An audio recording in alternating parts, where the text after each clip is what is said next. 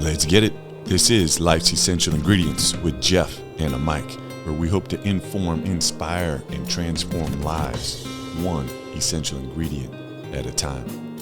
Welcome to the show.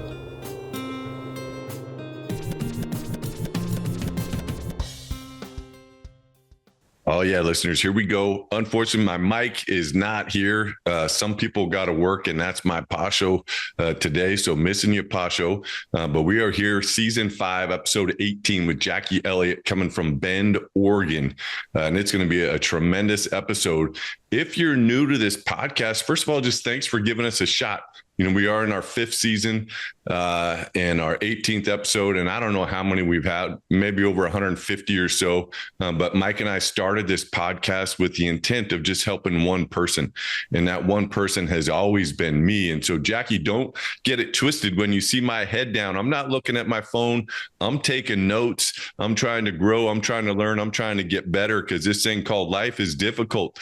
And I know you're going to provide some insight for that today. But if you are a new listener, this podcast is part of a nonprofit. The nonprofit is called C4 Leaders. And we utilize the pizza making process to create space for our companions to be seen, heard, and loved. And so how we do that, we work with businesses, sports teams, hospitals, churches, anybody looking to rise together, doing some team building and leadership development. We also write children's books, and then we use the most amazing, I'm not trying to make you hungry, Jacquie, but most amazing handmade, hand-tossed sourdough pizza to bring out the best in each other. If you're interested in supporting us in that way, go to pizzadays.org. But let's get into our guest, because our guest is always the star of the show. I told you Jacquie Elliott is coming from Bend, Oregon. Best place to find her is through her website. I'm going to say it, then I'm going to spell it out because it's tricky, but it ain't really tricky, but it's a little bit tricky, Jacquie. Jacquie Elliott, CLC.com. And it's JACQUIE, another E, LLIOTTCLC.com. So make sure you get out and check her out. She's got a great blog, great site with a lot of good information on it. So about our guest, in 1994, a spiritual awakening set Jacquie on a path of transformation. Jacquie built a successful business, prioritized fulfilling relationships, and pursued her education to become a certified life, relationship, and spiritual coach. Coaching is her true purpose. Through retreats and workshops, Jacquie helps others uncover their true selves and break free from limiting beliefs. Her focus is on helping her clients combat what she calls tornado head of abusive brain chatter. Her spiritual coaching training has helped others not only find a loving higher power, but how to walk a spiritual path. Jacquie, thanks for sharing your many gifts with people all over the world. Thanks for continuing to learn, grow, and challenge yourself. And thanks for being our guest on Life's Essential Ingredients. Welcome to the show. Well, I'm so excited to be here. And just want to let you know, I do have an easier way to find me. It's called healingabc.com. Oh, okay. My website, Healing ABC, which is abusive brain chatter. All right. I like that. Okay. I'll put that, just writing that one down, put that one into the notes. And Jacquie, so you're a first-time guest, and we always start each episode with a thought of the day, which is one of the favorite parts of the show for me. But this one's from George Bernard Shaw. And here it goes. Progress is impossible without change. And those who cannot change their minds cannot change anything. Why would I pick that one for you? And what do you think about it? Whoa, well, that definitely speaks to me and speaks to my work, speaks to what I write about, that we have to change our minds. We have to change the way we talk to ourselves in order to grow. So many people get stuck in the mire of abusive brain chatter, what I call abusive brain chatter. And it takes a lot of courage to grow and change. But, that's the work that I've embarked on, helping people do that. Because, I'm all about self-love.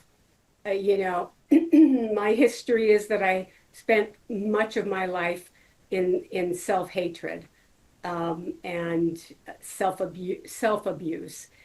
But once I had this courage to grow, then I had to take certain steps, and I had to embark on a journey of change. And that led me to self-love, authenticity, finding my life purpose. All of that, all of that is a result of growing, having the courage to grow and be willing to grow. Man, you said a lot already right there. And these thoughts of the days, they get me fired up because they always keep us grounded. And I've been a nurse for 33 years of what I did as a profession. And then Mike and I are both, not really coaching now, but I've been a high school, college professional basketball coach for 25 years. And I taught nursing, and I always use a thought of the day to kind of ground us for practice or for class. And it's been amazing of how it can resonate and help people get into a space that allows them to kind of look at their journey and see that they are growing and they have changed and that they continue to do so. And, I don't want this to come across the wrong way, but I can see that you've lived a little bit, and I can see that you still have a lot of living to do. But then it's like, okay, I'm so excited to talk with you after researching you.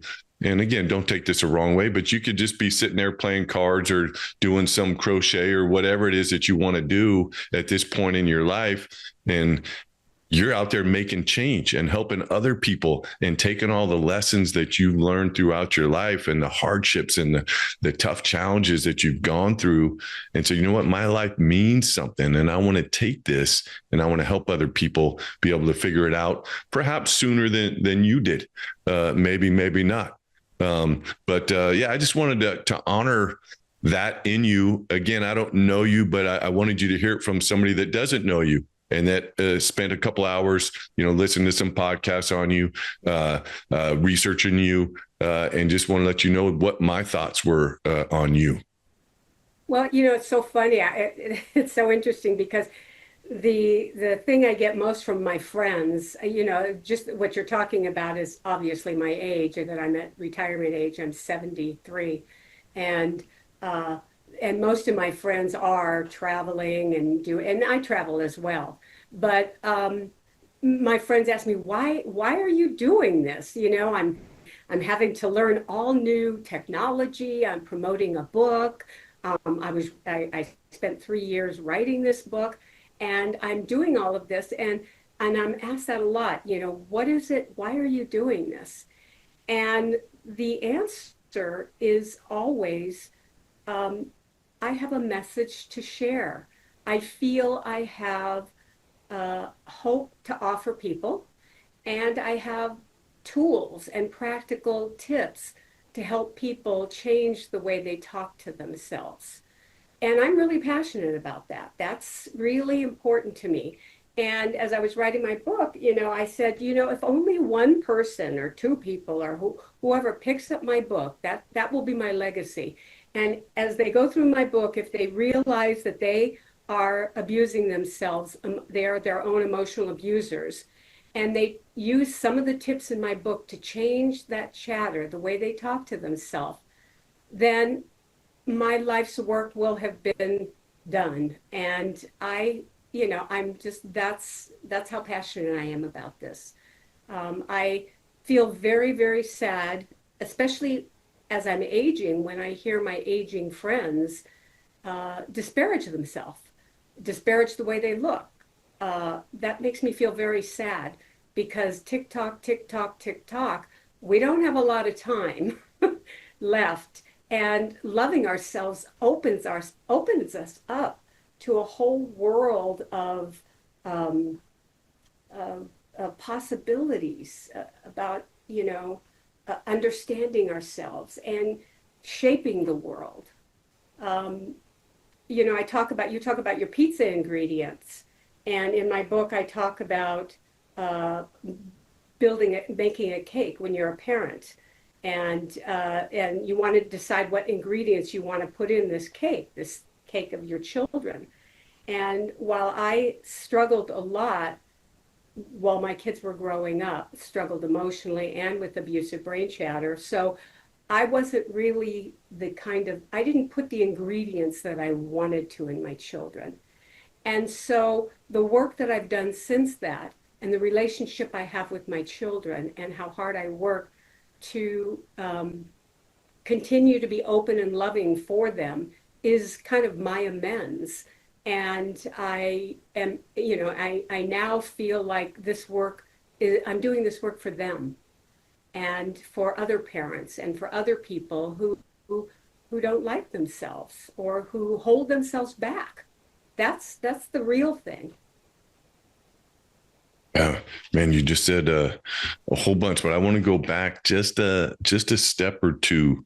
And you were talking about leaving your legacy if you uh, even just help one person, and they read your work and they create change, and you already done that in yourself.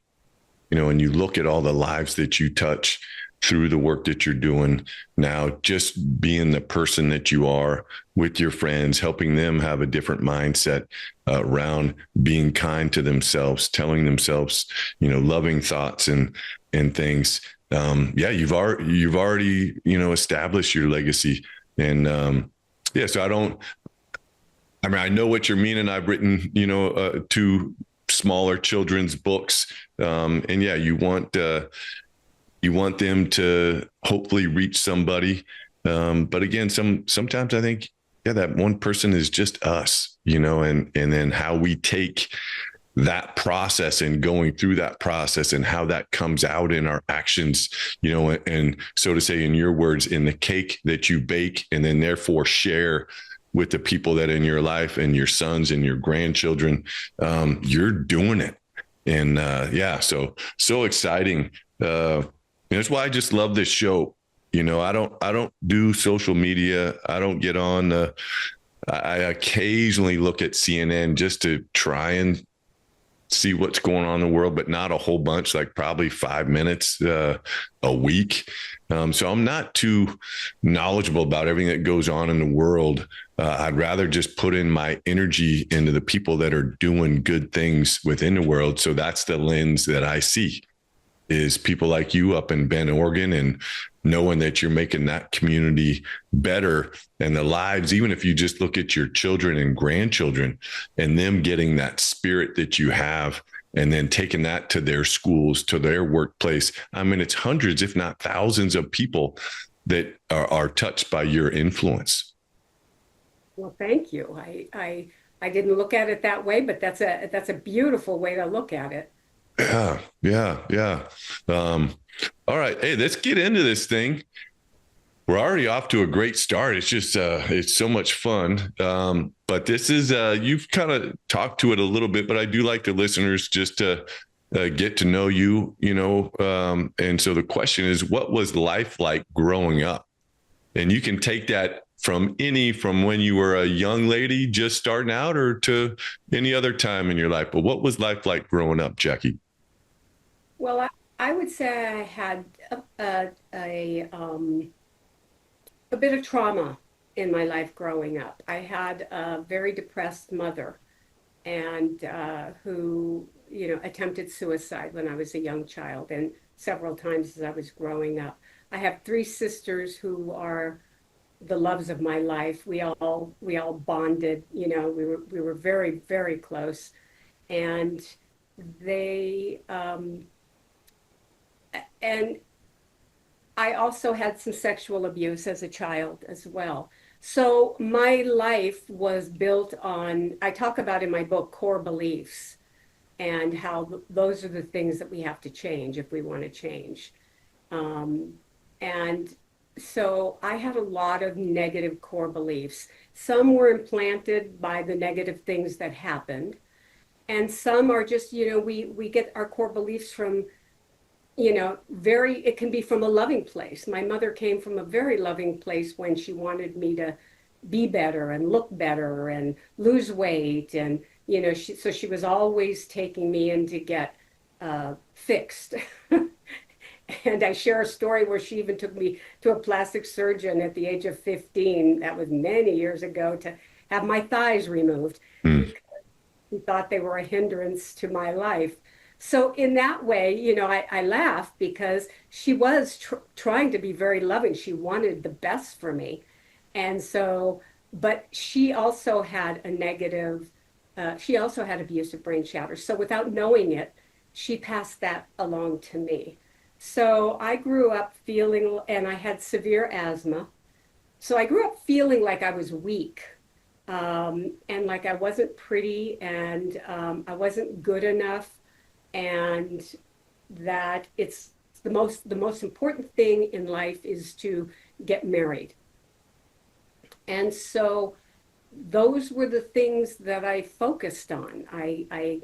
Um, I felt whenever I would go whenever I was with my mom and she was trying to fix me, I would feel not good enough. So consequently, when I got into high school was very difficult as well because I had low self-esteem, and yet when I look back, I was beautiful and I had a lot of friends and I was popular and all of those things.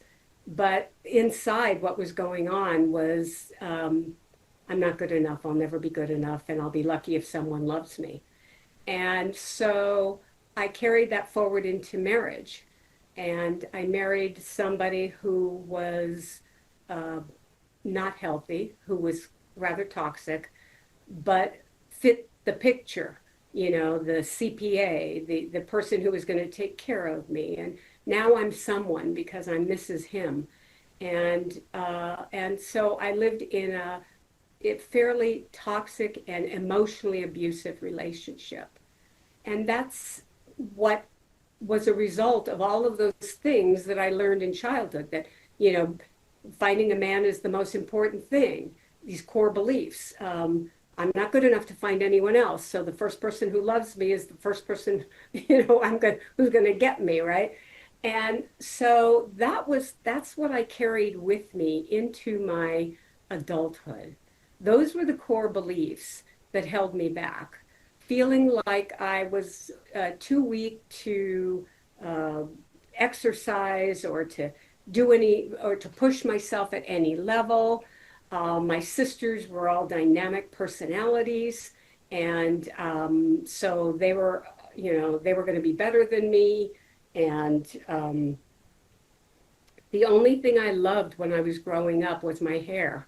And I had long blonde hair and my sisters didn't. And so that was about the only thing I could hold on to. And they used to mock me about that. They used to say, "Oh, you think you're so beautiful with your long hair. We're going to cut it off in the middle of the night, or we're going to dye it when you wake up in the morning." And of course, this was just kids' fun. I mean, that was just you know, their jealousy or whatever it was. I don't hold that against them. In fact, we laugh about it all the time. And but those kinds of things then taught me, oh, it's not okay to like anything about yourself. And so now, as an adult, the only thing I could like was the person I was codependent with. In other words, that person became everything, everything. If that person liked me, or then I was likable.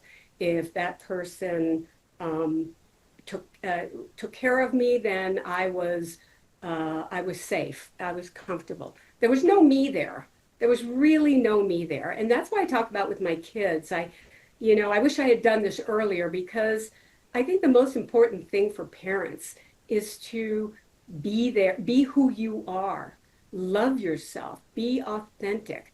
That is the coolest thing for kids.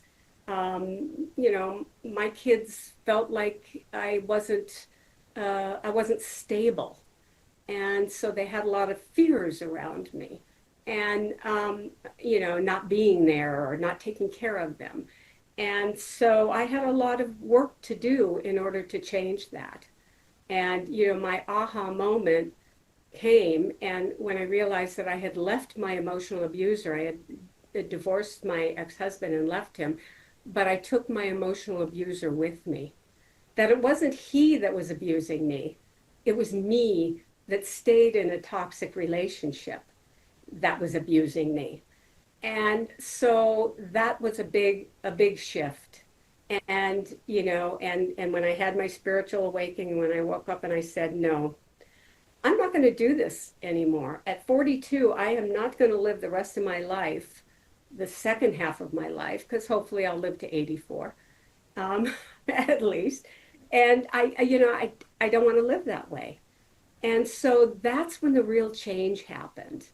And, Jeff, when you talk about when your quote, the growth, um, I think the growth happens when you finally become aware and when you're sick and tired of being sick and tired.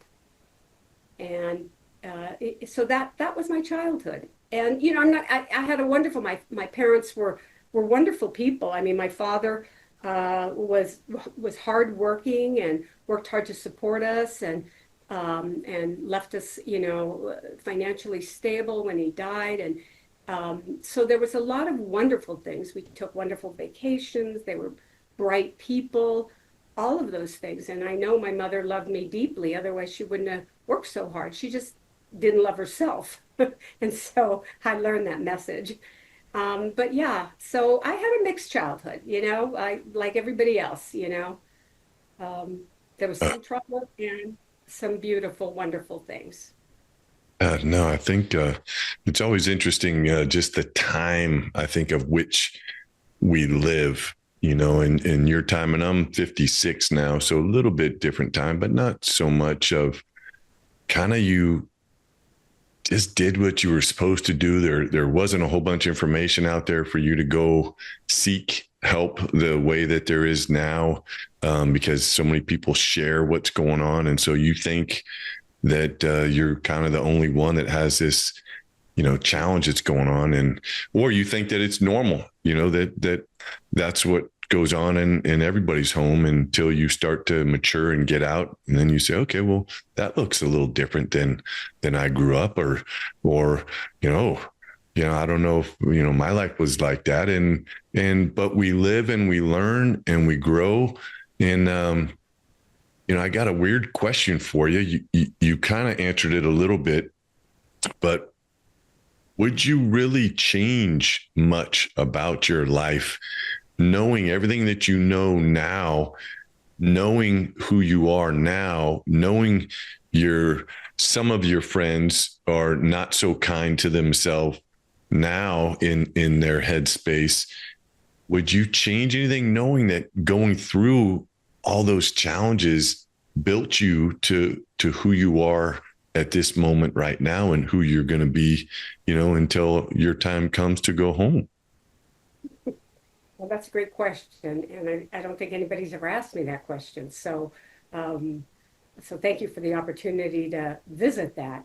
Um, you know, there's a wonderful song, I Don't Regret the Pain, because it led me to you or something. I can't remember, it's a country western song. Um, of course, yes, sure, I wish, like Peggy Sue got married, that I could go back who I am today and live my life as that person. Things would be very different. But yes, indeed, we are we are a result of what was put into us. And I think the key thing that I got out of that childhood was resilience, and resilience to change. And so in one respect, yeah, I would love to go back with a whole different set of skills and life skills, and maybe, a mother who was emotionally healthier. Maybe I would have gotten to hear anyway. But, most people, Tara Brach, Mel Robbins, the people who write these books, um, they talk about their journey and how they had to grow, how the struggles they had, and that those struggles are what created their message today. So yes, in one respect, yeah, I love the message that I have today. I love it. I love that I can go into my old age, um, feeling peaceful and calm and loving myself and accepting and like you said, sharing my gifts. I love that.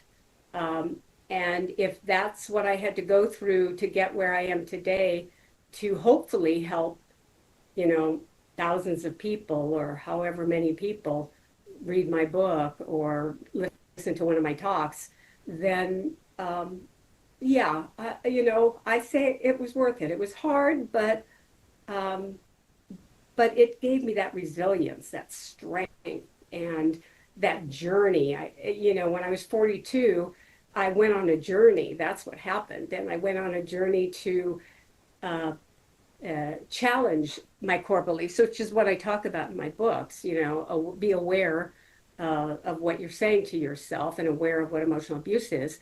And find a spiritual belief that has a more loving and kind voice, and challenge those core beliefs. And I started doing that, and that was fun. I started challenging, am I really weak? Does asthma hold me back, or can I really do what I want? Can I really ride a bike up a hill?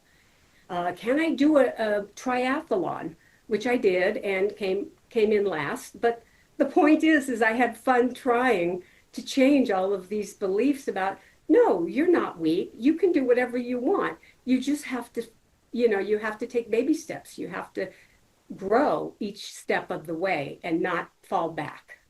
So yeah, it's a good question. Mm. Yeah, it's fun. It's fun to, to think back about life and just take those lessons and try and learn from them. I guess that's where I'm a little bit blessed of being a nurse, and I worked in the hospital for about half my career at UC Davis Medical Center in Sacramento in the trauma ICU. And so taking care of people that were pretty darn sick, and fortunately or unfortunately, I don't want that to come across the wrong way, but sat many a time with the patients and family as they were getting ready to take their last breath. And sometimes it was a beautiful process, where the family had lived and shared and loved and hugged and had communicated what they needed to communicate, during the time that they could share, live together. And then other times, unfortunately, it was they didn't have the conversations, and the patients I took care of were out. They were very, very sick, and so they weren't able to process that their life was getting ready to come to an end. And I guess that's always been something for me that's helped me try and run to live in life, and ask for forgiveness when I make a mistake, ask for grace, try not to beat myself up. And that's going to be my question that I'm going to ask you here in a second. But just try and do what we can to enjoy this day that we've been given, and so I guess to finish this piece and then we'll move on. But since I asked you that tough question before, what advice would you give to a listener who unfortunately wants to let go of that part of their life, but just keeps ruminating over perhaps some of the things that they've done that they weren't necessarily proud of, but just that they want to let go of it, but it just keeps coming back for them? And do you have any advice for that person that might be listening? Well, I do. And what you're talking about is shame and guilt and things like that. And I mean, the quickest way for your abusive brain chatter to come alive is for you to feel shame. And your abusive brain chatter will tell you, oh, you said the wrong thing. You shouldn't have done that. They're never going to like you anymore. Um, I do a lot of videos on Instagram where I play the abusive brain chatter. In fact, I have this hat that I wear. Nice. I start chattering, and so what I say is the most important thing is that be aware. Be aware that your mind is chattering. It is not you, it is not who you really are, it's brain chatter. Okay? And we all have brain chatter. But some of us have really negative brain chatter. And so be aware, again, as I said before, of the symptoms of emotional abuse, which are bullying, belittling, isolating, gaslighting, um, anything that you would, that an emotional abuser would use, your own chatter will use to beat you up. Now, the interesting thing is that your chatter thinks it's there to help you. So if if you want to step out and maybe get a better job, your chatter doesn't want you to fail. So it's going to say, "Oh, you're never going to have a good job. You can't do that." It's going to echo voices from your parents as well. So it's not true. It's not what's real. It's a self-preservation mechanism. And so a lot of times what I do is, the second part is as I've said, I believe I did the work and this is what I suggest to people, to find that spiritual center, to find that who you really are. I've done some meditations where I go, okay, who is Jacquie? Who is the real me? And what does she need, and who is she? And I'll say, well, she's kind, she's loving, she's got a sense of humor, and when I know I'm in that nice quiet place where I'm with my spirit, it's never negative. There's never, oh, well, she's stupid, and that's not the spiritual place. The spiritual place is the loving place, the loving, kind place. So take some time to find that loving, kind place so that you know the difference. So you know the difference between, oh, you'll never get that job, you're so stupid, and, go ahead and try. You're creative, you're inventive, the world is open to you. So that's an important thing. And again, the third thing is challenge those core beliefs. So if you're saying to yourself, oh, I'll never meet anyone, I'll never find anyone, or I'll never be enough. Take the time to really say to yourself, really, is that true? I'll never be enough. And then list how you will be enough by challenging it, saying, well, I pay my rent, I live in my house, I have a nice relationship, I have a sweet cat that I take care of. Kind of, like affirm rather than negate.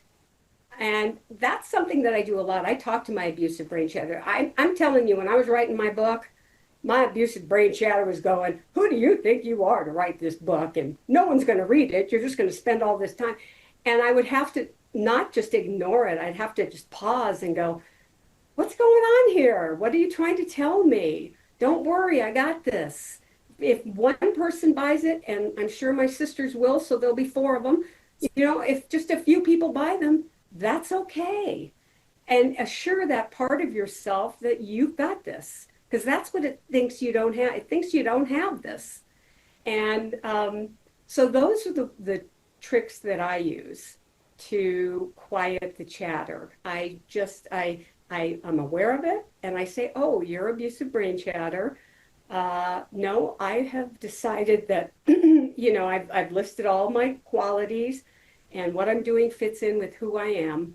And thank you very much, but I got it. And it's just literally like that, literally talking to it. I love that. And I was just taking all these notes, and you just said it, but I think it's such a good, positive way to do it. Just challenge with humbleness and kind of curiosity, challenge those thoughts. And then I love how you ran your triathlon, or swam and biked your triathlon there. And like that, no, I'm gonna go out and I'm gonna go do this, and just and then have fun with it. Oh, and yeah, great tips. Well, this show is called Life's Essential Ingredients. You said you're a young 73. You got lots of stuff cracking, and you got your book getting ready to come out, which we'll talk about here in a second. What are your essential ingredients on the daily? And so let me put that in context. what are those ingredients that you need in your life every day? And then perhaps maybe a ritual, routine, habit, whatever word you want to attach to it. But you're like, hey, I get these in, life is good. And in the context of, maybe a listener can take one or two of them and realize that, man, Jacquie is a young 73 and is fired up and is focused on living her purpose. Maybe I can and take that one and make it my own. Yeah. What I do to keep myself sane is, well, first and foremost is the bubble bath. I love my bubble baths, and I meditate. I bring my phone. Of course, my husband's not happy that I bring electronics near water, but I bring my phone. I keep it covered, and I'll either do a guided meditation or just a simple one. Sometimes I do it for like 10 minutes. Sometimes, I do it for longer. Sometimes it's just 3 minutes. It's that reconnection is really, really important. And a lot of people who come to me have that tornado head that I talk about, that tornado head that where you pick up a thought, and then it starts swirling around, and pretty soon you're not in Kansas anymore. You're in the future, or you're in the past, just like I say in my book, just like Dorothy. You're way in the future, or you're somewhere in the past, and it's really important to take a moment to ground yourself in the present. In the present, everything is okay. In the present, I'm in a warm bubble bath, and it smells like lavender, and life is really, really good. And that's the second thing, is that I have a lot of gratitude. I don't take my life for granted. I have gratitude for everything that I've been given and everything that I have. And sometimes I've had clients who couldn't. That's the first assignment I give my clients, by the way, when they come into me, and even if they just check, even if they're just doing a consultation, I'll just say, okay, this week I want you to just for 1 week write down 3 things you're grateful for, because that really, really shifts our mindset. And there's studies on that. There have been tons of studies about how gratitude actually changes your mindset and lifts your dopamine level. And so that's the other thing is, and as they've done with meditation, these are scientifically proven things. And then the third thing I do, well, I do read from a daily reader. I'm not always great about it, but I do read from a daily reader. And I make a decision. Every day I wake up, I make a decision to be happy. And I break down my life in small steps, my goals, into very, very small steps. Okay, what do I want to do? What do I want to accomplish? Well, I got to get my book finished. That was always my goal, Yeah, but I don't feel like it. Oh my God, I'm on a hard part. I hate this part. And, give yourself 15 minutes, and then, go to the gym. Exercise, that's the other thing. Exercise is another thing that boosts dopamine and helps clear your head. So I do all the things that are really good for me, eating healthy. That's what I've learned. It's the biggest thing I've learned, and I'll pass this along. I said to my sister, life seemed so easy for her. She would exercise, she does yoga, she has a positive outlook, had a successful business. And I said to her, God, it's so easy for you. You're so lucky. It's so easy for you. And she said, it's not easy for me. I do the work. I get up and I journal every morning. Writing, that's another one. Journaling is huge. She says, I journal. I don't like going to the gym. I don't say, oh, wait, yeah, I get to wake up and go to the gym. I go to the gym because it makes me feel better. I eat healthy because it makes me feel better. And so I learned that these people that I've admired for all these years aren't magic people. They're just people who do it. They just, feel the fear and do it anyway. They just do it. And and so I love, one of my favorite books is the Creating Habits, Atomic Habits, I think. Yeah. Yeah. Yeah, James Clear. Yeah, it's a great one. And, because if you make a decision that you're no longer going to have abusive brain chatter in your life, then you have to make a decision to nourish yourself. And all of these things do. And if you have trouble with the brain chatter while you're meditating, that's okay. Just be aware, oh, brain chatter. Oh, brain chatter. And then just go back to your breathing. But those are the things I would say to people. It's not easy. My life is, I just don't wake up feeling like this. I still continue to have to work. When things come up or I feel a resentment or, something happens, I have to clear it. That's the one thing. I don't live with resentment at all. It has to be cleared right away, because I can't let anything stop my journey. Love it. Thank you so much for sharing those great tips. And the time is flying by. So I want to give you a chance to do two things here. One, you've been talking a little bit about your book. We'll come to that second. But I know you do retreats and you're in Bend, Oregon, but you've done some, via Zoom, I believe. And tell the listeners about those and, whether they're doing them with you or somewhere else, but why it's such a good idea to participate in a retreat. Oh, wow, I love that. Yes, I've done workshops and retreats. It's funny because I was just thinking yesterday, I was going to say to my husband, I feel like I need a retreat right now. I need retreats give you energy. On the retreats that I lead, I take you through all kinds of meditations. I take you, through exercises, self-love exercises.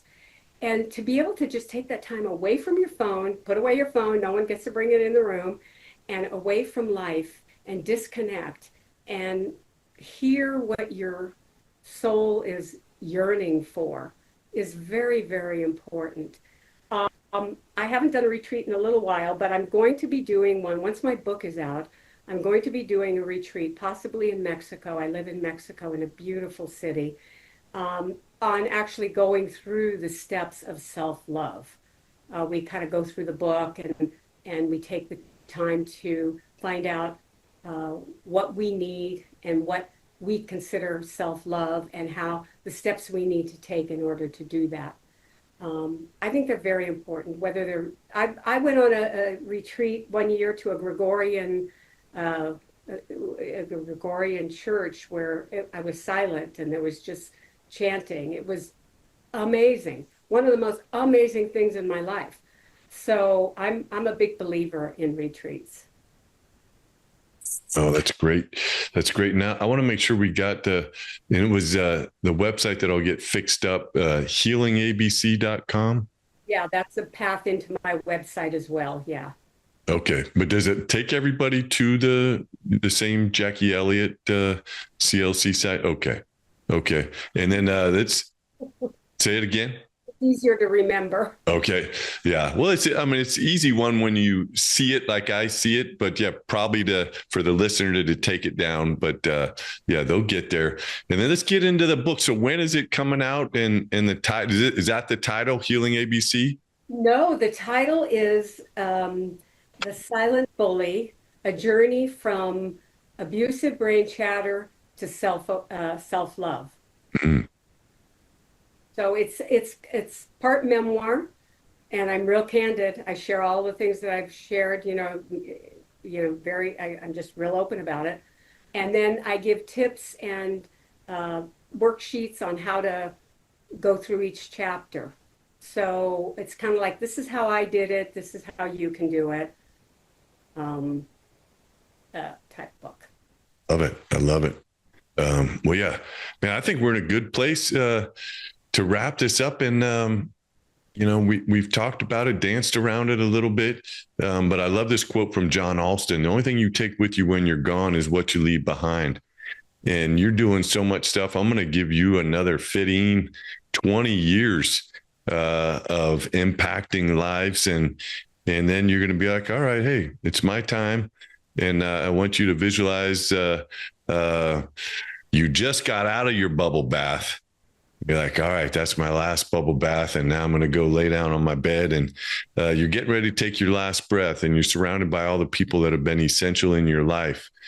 And as you're getting ready to take that breath, what is it that you want to leave behind with them?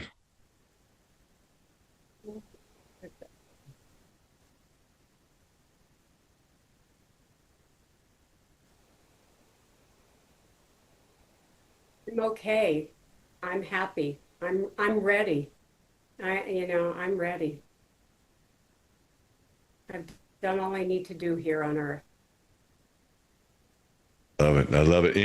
Any last comments you want to toss out to the listeners?